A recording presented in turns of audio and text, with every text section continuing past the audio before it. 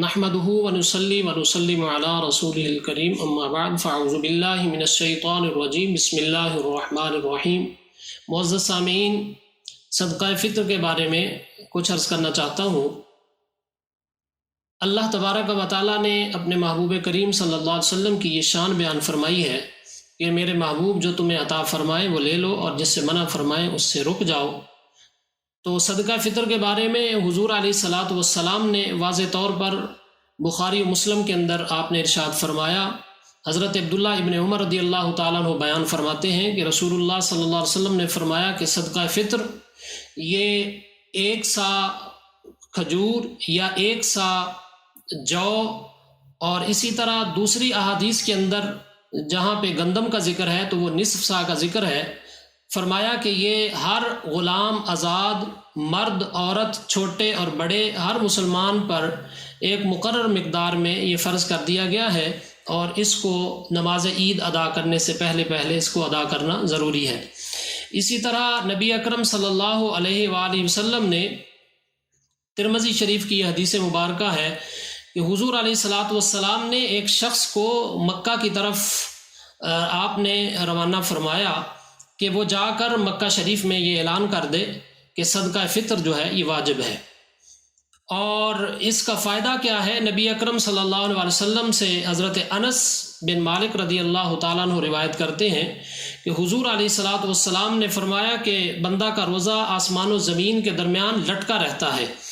جب تک کہ وہ صدقہ فطر ادا نہیں کر دیتا،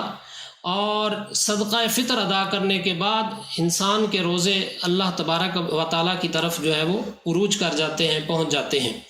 اور اسی طرح ایک اور حدیث مبارکہ کے اندر جس کو حضرت عبداللہ ابن عباس رضی اللہ تعالیٰ عنہ نے روایت کیا ہے کہ جو صدقہ فطر رسول پاک صلی اللہ علیہ وسلم نے جس کا حکم فرمایا ہے،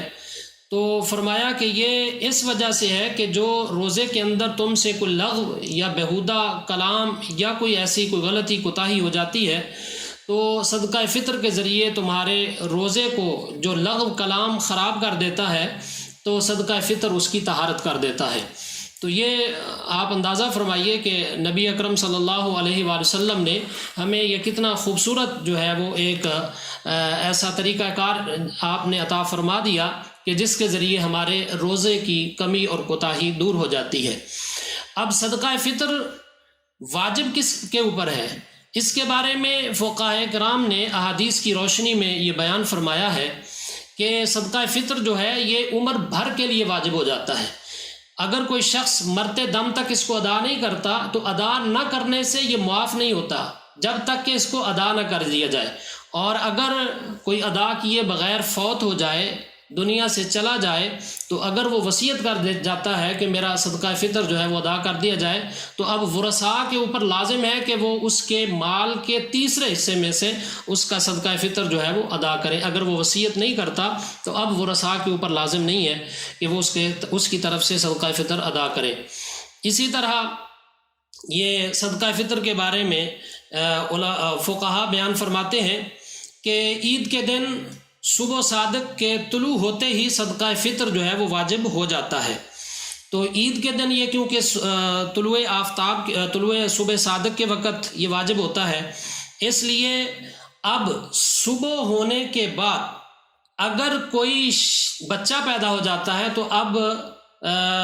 اس کے باپ کے اوپر، اس کے جو ہے وہ ولی کے اوپر اس کا صدقہ فطر واجب ہوگا۔ اور اسی طرح اگر کوئی شخص جو ہے وہ اس کے بعد فوت ہو جاتا ہے تو وہ اس فوت ہونے والے کا صدقہ فطر جو ہے وہ ادا کرنا لازم نہیں ہوتا۔ تو اسی طرح صدقہ فطر جو ہے وہ اب کس کے اوپر واجب، کس کے اوپر ہے؟ یہ ہر مسلمان جو کہ آزاد ہے، مال کے نصاب ہے، اور نصاب کی کیا جو ہے وہ مقدار ہے؟ نصاب کی مقدار وہی ہے جو ایک زکوٰۃ کے لیے نصاب کی مقدار مقرر کی گئی ہے کہ یہ زکوٰۃ ہر شخص کے اوپر واجب نہیں ہوتی، ہر شخص کے اوپر فرض نہیں ہوتی، تو یہ صرف اور صرف مال کے نصاب کے اوپر فرض ہوتی ہے۔ جس کے پاس 7.5 تولے سونا یا 52.5 تولے چاندی یا اس کے برابر جس کے پاس جو ہے وہ رقم موجود ہے یا مال تجارت موجود ہے، تو اس کے اوپر جو ہے وہ زکوٰۃ واجب ہوتی ہے۔ تو یہ ہر ایک کے اوپر بعض اوقات یہ سننے میں ملتا ہے کہ ہر بندہ پریشان ہوتا ہے کہ میں نے صدقہ فطر ادا کرنا ہے، حالانکہ وہ اس کے اوپر زکوٰۃ فرض ہی نہیں ہوتی۔ تو اس لیے یہ مسئلہ سمجھ لینا چاہیے کہ صدقہ فطر اس کے اوپر واجب ہے جس کے اوپر زکوٰۃ فرض ہے، جس کے اوپر زکوٰۃ فرض نہیں ہے اس کے اوپر صدقہ فطر بھی جو ہے وہ واجب نہیں ہے۔ تو صدقہ فطر کے واجب ہونے کے لیے صاحب نصاب ہونا ضروری ہے۔ ہاں، فرق یہ ہے کہ زکوٰۃ کے لیے مال کے اوپر 1 سال کا گزرنا ضروری ہوتا ہے، صدقہ فطر کے لیے یہ ضروری نہیں ہے۔ جو بندہ اگر زکوٰۃ کے نصاب کو اس کا مال پہنچ جاتا ہے تو اس کے اوپر فوری طور پر اگر وہ رمضان شریف کے مہینے کے اندر اس کے پاس اتنا مال آ جاتا ہے تو اب اس کے اوپر صدقہ فطر واجب ہے، نہ صرف اپنا بلکہ اپنے تمام اہل و عیال کا، چھوٹے بڑے جتنے بھی ہیں، بالغ ہیں نابالغ ہیں، تمام بچوں کا صدقہ فطر جو ہے وہ واجب ہوتا ہے۔ اور صدقہ فطر کی مقدار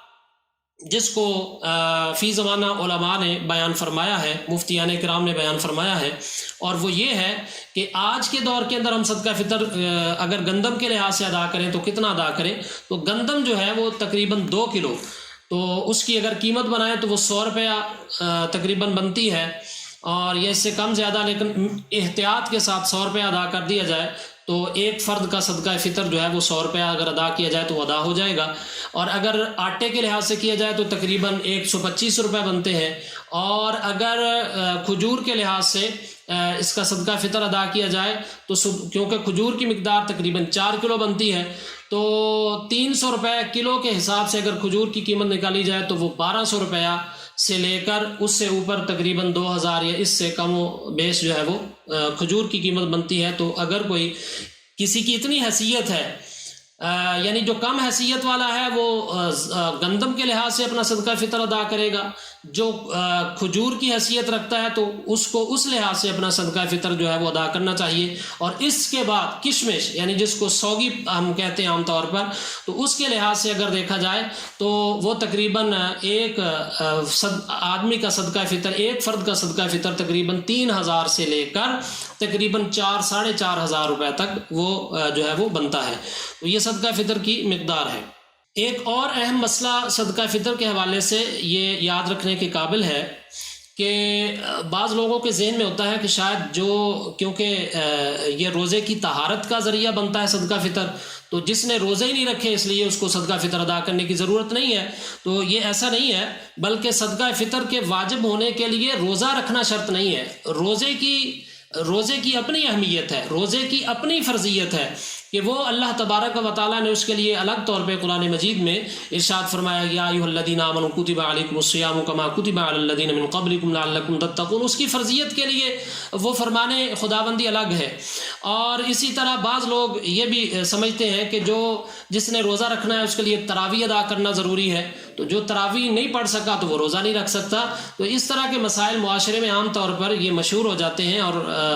ناواقفیت کی بنا پر لوگ اس کے اوپر عمل کر رہے ہوتے ہیں۔ تو روزہ رکھنے کے لیے نماز تراویح کا ادا کرنا ضروری۔ نماز تراویح ایک نفلی عبادت ہے، جو اس کو کرے گا اس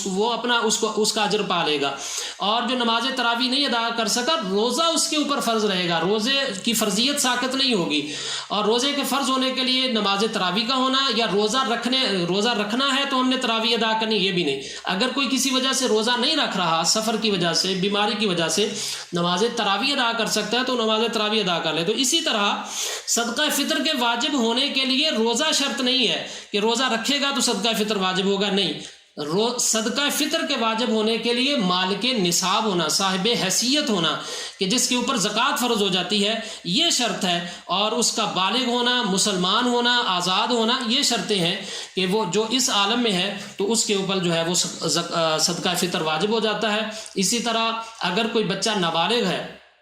لیکن وہ ایک نصاب کا مالک ہے، ایسا ممکن ہو سکتا ہے کہ ایسا ہو کہ ایک بچہ جو ہے وہ اس کے پاس اتنے پیسے ہیں، اس کے اکاؤنٹ میں یا اس کے حصے میں اتنے پیسے موجود ہیں کہ وہ نصاب کو پہنچتا ہے، لیکن وہ کیونکہ بالغ نہیں ہے، خود مختار نہیں ہے، اس لیے وہ اپنے مال سے خود نہیں خرچ کر سکتا، بلکہ اس کا ولی جو ہے وہ اس کی طرف سے صدقہ فطر ادا کرے گا۔ اسی طرح اگر کوئی جو ہے وہ بچہ اس کے اوپر جنون طاری ہے تو اس کا صدقہ فطر بھی جو ہے وہ اس کا ولی ادا کرے گا، لیکن اگر صدقہ فطر ادا کرنے کا وقت ابھی موجود تھا اور اس کا جنون ختم ہو گیا، اس کا پاگل پن ختم ہو گیا، تو وہ خود جو ہے وہ اپنا صدقہ فطر ادا کرے گا۔ تو محترم سامعین، یہ تھے چند اہم مسائل صدقہ فطر کے حوالے سے جو میں نے آپ کے سامنے عرض کیے۔ اللہ تبارک و تعالیٰ کی بارگاہ میں ہم دعا کرتے ہیں کہ اللہ تبارک و تعالیٰ ہمیں اس فریضہ سے عہدہ برا ہونے کی توفیق عطا فرمائے، اور اللہ تبارک و تعالیٰ ہمارے ملک کو سلامتی عطا فرمائے، اور تمام مسلمانوں کو عید کی خوشیاں دیکھنا نصیب فرمائے۔ وما علیہ الا البلاغ۔